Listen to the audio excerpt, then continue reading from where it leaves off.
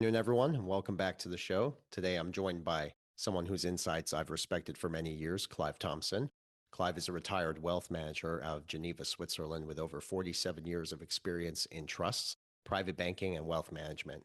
He's advised institutions, ultra-high net worth families, and sovereign entities. So his perspective is going to be extremely invaluable to today's conversation, especially as now the world is standing on the edge of a massive financial reset. Clive, it's been too long. How are you doing? Well, Verson, thank you very much for having me on your show. And it was quite interesting to say we're on the cusp of a reset. Um, I've been saying for a couple of years that we're at 5 minutes to midnight when it comes to the fiat system. A lot of people look at me like I've gone mad and sort of scoff it off. But something has changed. Now people look at me and look at me like I've gone mad, but instead of saying, oh no, it's not going to happen, they say, Clive, you've gone mad.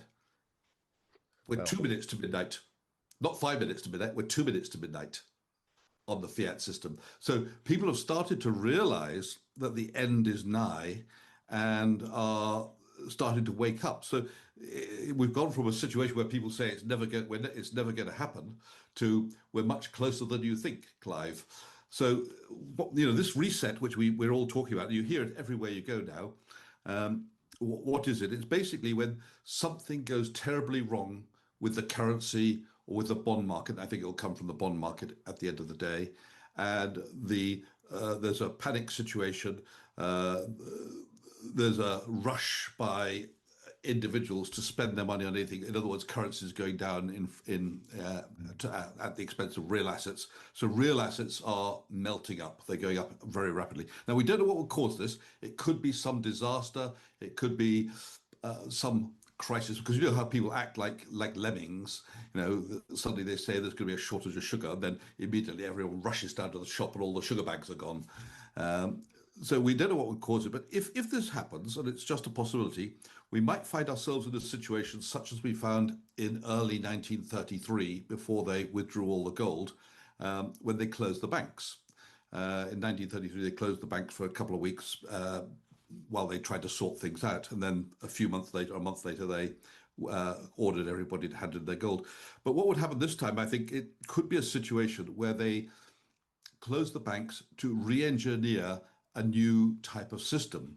And that might be a system based around gold, or it might be based around the central bank digital currency, or it might be a system based around a blockchain solution or tokenization.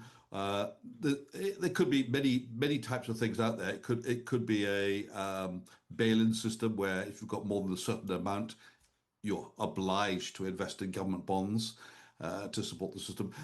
Or it could be simply, I think this is the preferred solution of governments, an acceleration of the rate of inflation. So what they would do is say to the central bank, we want you to stop interest rates rising because it's killing us. So we want you to cap the price of long-dated bonds by buying them in, and the central banks print money, the long-dated bonds. So that's another type of reset. It's basically a sort of hyperinflation where you get rid of the old debt through high inflation. So